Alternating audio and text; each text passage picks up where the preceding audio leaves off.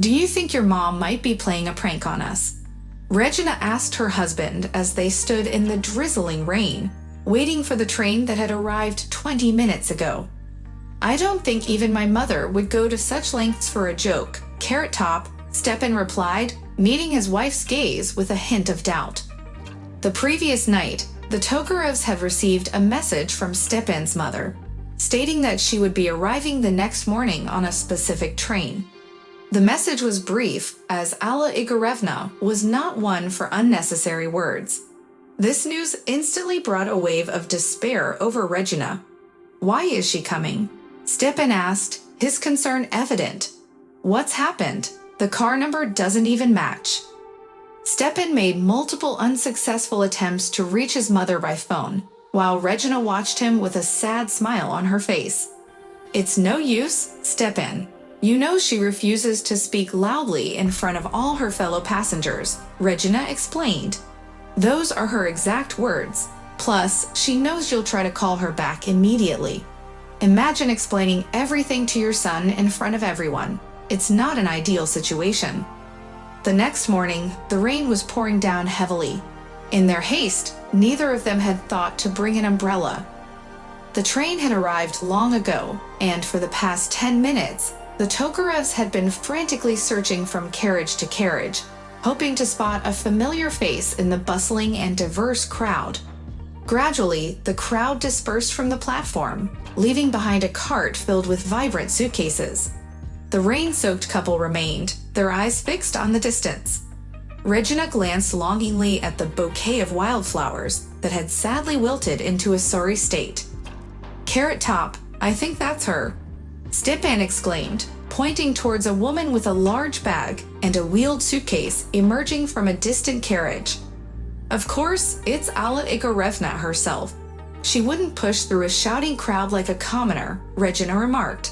Stepan hurried to greet his mother, kissing her and taking her luggage. With each step, Regina felt an increasing desire to disappear. Despite being an attractive woman in her 50s, tall, slender, and tastefully dressed, there was an unmistakable aura of arrogance emanating from her stern face. Her fixed gaze and compressed lips exuded authority, while her heels clicked threateningly on the platform, as if on a training ground. She had been a school principal after all. "Hello, Alla Igorevna. You look beautiful," Regina greeted with a friendly smile, attempting to hand her husband's mother the bouquet. "Good morning, Regina," the mother-in-law replied indifferently, continuing her conversation with her son. "I've been on vacation for almost 2 months, so I'll be staying with you for quite some time." "Well and fine. It has been a while since you last visited us. Mom, this is for you." Stepan offered his mother the wilted flowers a little belatedly. "What a beauty," Alla Igorevna genuinely exclaimed. "It's nice that you remember my tastes. I've loved wildflowers since my youth." "It wasn't me who bought them, it was Regina. She remembers everything," Stepan boasted. "Well, that's what I suspected," his mother-in-law responded nonchalantly. "Inexpensive but meaningful." In her repertoire, Alla Igorevna pulled out a glossy magazine from her bag as soon as she got into the car. Stepan, being careful, asked her, "How was the trip, Mom? Did you sleep well?" "Watch the road," commanded Mammy, ducking into her magazine without answering his question. Regina silently turned away and stared out of the window. Their relationship with her mother-in-law had never been smooth, starting from the first day they met. 7 years ago, Stepan brought Regina to Volgograd to introduce her to his mother, Alla Igorevna. She carefully examined the shy and slender girl with a beautiful dark red hair. "Regina, isn't that Latin for queen? It's a beautiful and captivating name," remarked Alla Igorevna. Regina eagerly responded, "Yes, my mother named me that." Alla Igorevna, the future mother-in-law, continued, "Unfortunately, parental love can be blind, and I named my son Stepan. That's what I ended up with, Stepan the Slob." Alla Igorevna affectionately patted Stepan on the back of his head, forgetting about the guest. She then sternly asked, "What about Iroshka? She's waiting for you. Mom, you're at it again. We never agreed with Urka about getting married. You got hooked on the idea with Nina Ivanovna and didn't even consider our opinion. Stepan brushed off his mother's comments. Well, let's see how you'll be begging for forgiveness from Irina and Nina Ivanovna in an hour, his mother responded.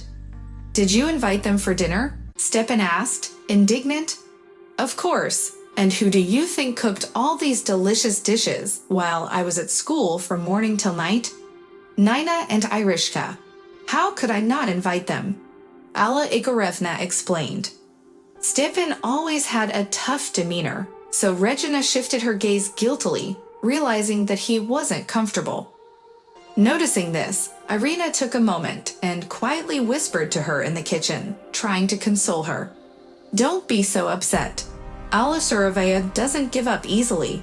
I have a fiancé, and we filed our application at the registry office 2 weeks ago. Curious, Regina smiled and asked, why do they call her Alla Surovaya? Apparently, that's the nickname the kids at school gave her, Irina explained. When Artemka was born, Alla Igorevna traveled from Volgograd to visit her grandchildren in the capital on the first weekend. She fondly gazed at the baby lying in the crib and uttered with a hint of regret, our blood, you can't deny it. Just like little Stepka, he was so sweet back then. Unable to resist, Regina's mother chimed in, and his eyes are blue, just like my daughter's.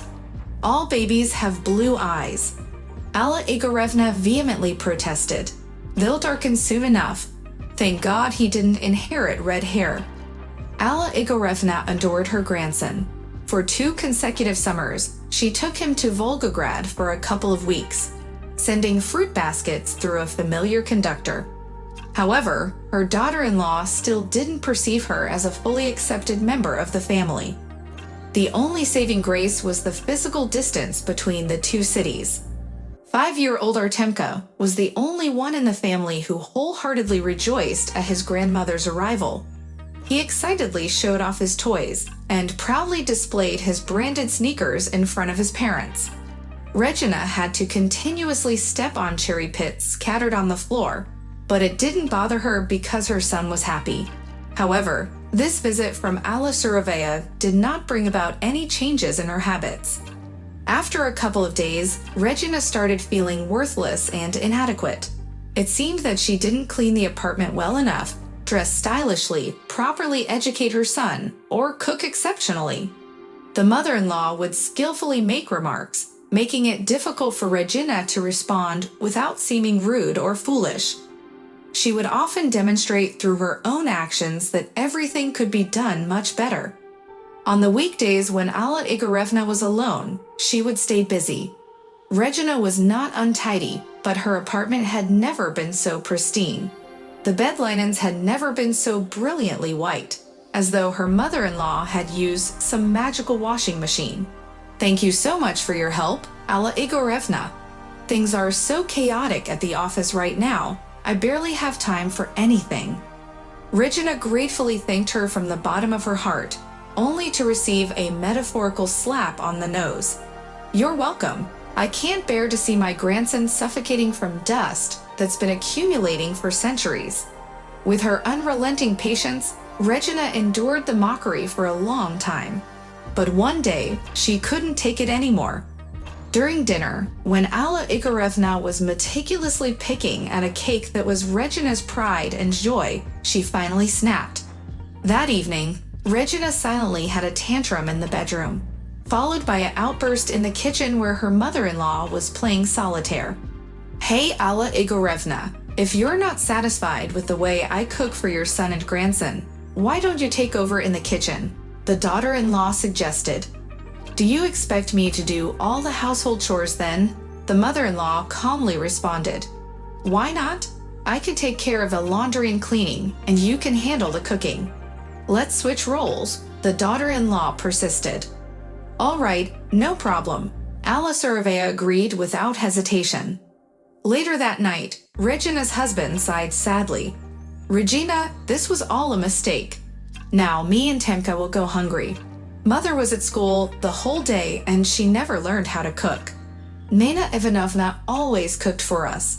She raised Urka on her own, with not much money, so Mom paid her to cook. And everyone was happy. You shouldn't have done this, Regina, you really shouldn't have. It's okay, just be patient for a couple of days. Regina tried to hide her triumph in her voice. She knew that her mother-in-law had fallen into her own trap. It wasn't nice to gloat, of course, but sometimes Regina deserved a little celebration on her street. The next day, when Regina returned from work, she was greeted by the delicious aroma wafting from the kitchen. Her men were already seated at the table, which was set for dinner. Beside her mother-in-law, who was wearing a funny apron, Alla Igorevna was busy. Regina, we've been waiting for you. Wash your hands and join us at the table. I apologize for the lack of frills. I'm not a chef, after all. Alla Igorevna waved her hands. The tender, brown chops and the potatoes cooked in a unique way were a delightful sight. The salad, though it seemed ordinary, had an exquisite and flavorful dressing. Regina couldn't help but feel envious as she glanced reproachfully at her husband, who shrugged with confusion. Mammy, the food is delicious. When did you learn to cook like this? Stepan asked. Well, Stepan, his mother said with a sad smile, when you live alone, you find hobbies to fight off boredom and loneliness. Stepan always loved Regina's cheesecakes, but they paled in comparison to Alla Igorevna's masterpieces. The golden plum circles with raisins and candied fruits, paired with a rich vanilla sauce, made Regina's mouth water. Grandma, they look like little sons, Artemka exclaimed excitedly. Grandma, could you make them for me now? Hooray! The mother-in-law gave her daughter-in-law a mischievous grin. Checkmate. All right, I'll make them now, but I have one condition. Breakfasts are on your own. I deserve some rest during our vacation, she declared. Having a mother-in-law around definitely had its benefits. Regina no longer had to rush and cook while half awake, trying to entertain Artemka in the process. Before, her son had struggled with reading, knowing all the letters but struggling to form words. But thanks to Alla Igorevna, her grandson quickly learned to read. Regina still didn't know the magic spell her grandmother whispered in his ear, but suddenly Artemka started tidying up his toys with a serious expression and neatly folding his clothes on a small chair. Even the mischievous cat, Bantik, stopped scratching the wallpaper and no longer roamed the house at night. Then it was Stepan's turn. One evening after dinner, my husband rose from the table with a contented stretch. Thank you, Mammy, for the delicious meal, he said gratefully. Do you plan on retreating to your couch? My mother-in-law innocently asked, sipping her tea. Don't you think you should spend some time with your son? Or perhaps help Regina with the dishes?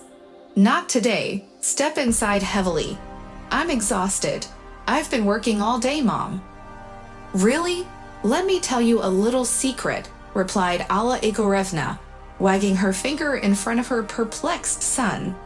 You're not the only man in the world who works. Other men somehow manage to find time to take care of their children and help out around the house. I, too, had a busy schedule when you were little, but I made sure to spend every spare moment with you. Every single one. And you, she continued, her voice filled with disappointment. I've been living here for 2 weeks, and I haven't seen you wash a single plate, take out the trash, vacuum the carpet, or play with your child without needing to be reminded.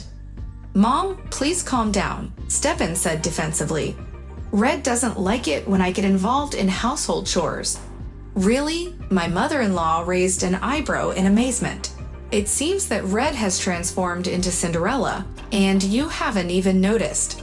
If you won't help, then at least stop acting like your lazy cat, Bantik.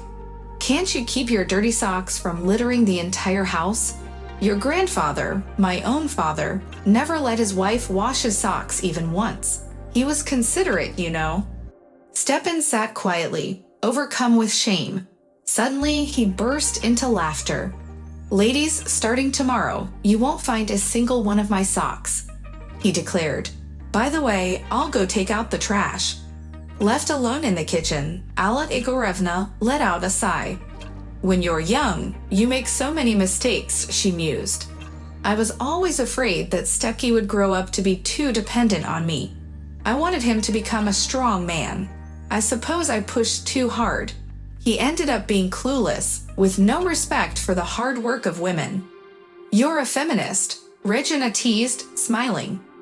"No, I'm just being realistic," replied Alla Igorevna. "Stepeng is a wonderful guy. He has many great qualities. I love him deeply, but I have to admit he's far from perfect. And you're no exception either. Neither of you are the ideal wife." Regina was always willing to have a normal conversation, even to be friends. But each time Alla Igorevna built an invisible, impenetrable wall between them. That morning, Regina discovered that she had left her car keys in the parking lot. She quickly called the editorial office to inform them that she would be arriving late. "Well, you don't have to come in today at all," the editor-in-chief kindly granted. "It would be better for you to finish the article peacefully and hand it in tomorrow." "Thank you," Regina exclaimed happily. "I'll start working on it right away." She entered the apartment silently, being careful not to wake up her mother-in-law. However, she was taken aback when she heard voices coming from the living room. Curiosity compelled Regina to listen in, and she discovered that Alla Igorevna was on a Skype call with a friend. Eager to reveal her presence, Regina hesitated when she heard the phrase, "I'll probably go home in 2 days," and excitement filled her. She hid in the hallway, wanting to eavesdrop further. "No, Nina, I can't stay here. I don't have the energy or the funds," Alla Igorevna lamented. "You can't imagine how much money I've wasted on these expensive meals this week. I'll be left with nothing. Those restaurants charge exorbitant prices for even the simplest dishes." Nina suggested, "Why don't you tell your children that you can't afford to feed the whole family on your own?" "How can I possibly do that?" Alla Igorevna retorted. On Monday, Stipa and Regina stocked the fridge completely. "Why should I spend money when there's already so much food at home?" Nina questioned her friend's actions, saying, "Why did you start this foolish argument in the first place? You could have lived harmoniously without any conflicts. But you always have to prove yourself, don't you? Do you think I should have admitted to Carrot Top that I can't cook at 50? Alla Igorevna complained. "He won't wait for me. I thought there was a nearby restaurant with delicious home-cooked meals, and I was relieved. Now I'm trapped, and I have no idea how to get out of it. The weekend is coming, and I can't order food from the restaurant in front of the children. No, I'll go home in embarrassment." Thankfully, our dragonfly hasn't snooped around, so she didn't find the untouched food in the freezer. Regina's cheeks reddened with anger. She stepped into the living room with determination, exclaiming, "You should teach your grandson that lying is wrong, Alla Igorevna. And what about yourself? You're a grown woman." Regina watched as her mother-in-law spun around in shock, her face pale. "You were eavesdropping?" Regina exclaimed, filled with triumph. "Yes, I was eavesdropping, and now that stupid dragonfly Hopper will finally check the freezer." Her daughter-in-law rushed into the kitchen, followed by Alla Igorevna. Regina opened the refrigerator and discovered that all the food was untouched. "Why did you invent this ridiculous game? We'll reimburse you, don't worry." The young woman choked on her tears. "Did you want to humiliate me so badly? What did I do to deserve your hatred from day one? I've never insulted you, snapped at you, or turned Stepa or Artemka against you. Why? Because people like you destroy everything around them," the mother-in-law blurted out suddenly. "You take away what's most precious, most beloved. Just like that. Not because you need it, but just like that." Regina looked at her in astonishment. "Who are you referring to? Who is this you?" "Red-headed schemers like you," the mother-in-law raged on. "One of them stole my husband, Stepa's father. The other stole my son. When I saw you, I couldn't catch my breath. You even have the same red hair. I wondered if you were that wretched woman's daughter. Thankfully, you're not." Regina couldn't believe what she was hearing. "Are you serious? You've been seeking revenge on me for 7 years because of something you suffered 100 years ago." "He was the only man I ever loved," her mother-in-law screamed at her. "What does that have to do with me?" Regina finally unleashed all the pain and resentment she had been harboring. "What does any of that have to do with me?" Alla Igorevna spun around and hurriedly made her way to her room. Her daughter-in-law followed in hot pursuit. Gasping for breath, she watched as her mother-in-law threw clothes and cosmetics into her suitcase with determination. "Mom, where are you going? Are you leaving? Without even saying goodbye to your son and grandson? You're not going to tell them about the storyteller's mischief? Where are you going, Mom?" Regina's words fired out like rapid gunfire. She was ashamed of herself for speaking so harshly, but she couldn't seem to stop. "He was the only man I ever loved," Alla repeated quietly, tears streaming down her face. Regina faltered immediately. "Why are you crying? You've built this wall yourself?" Alla Igorevna, her daughter-in-law's heart clenched with compassion.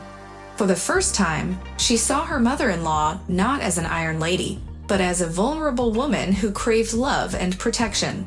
"Let's talk calmly. Where are you going? Artemka and Stepa will be devastated. Deep down, I always liked you. I was truly ready to befriend and love you, but I can't get close to you."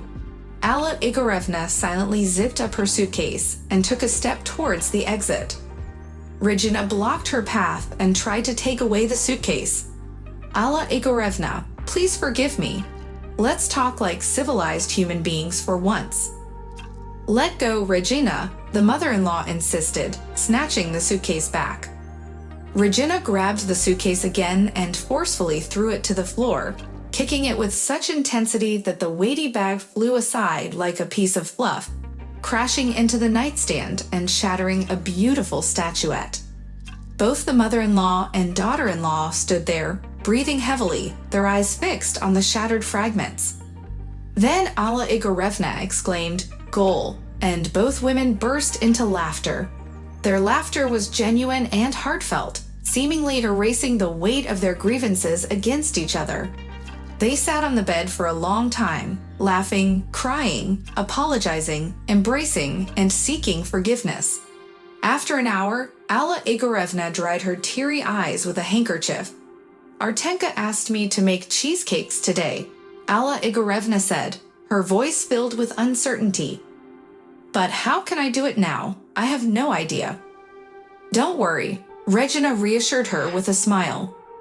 "We have plenty of time until tonight, and I'll teach you. I just need to buy some candied fruit."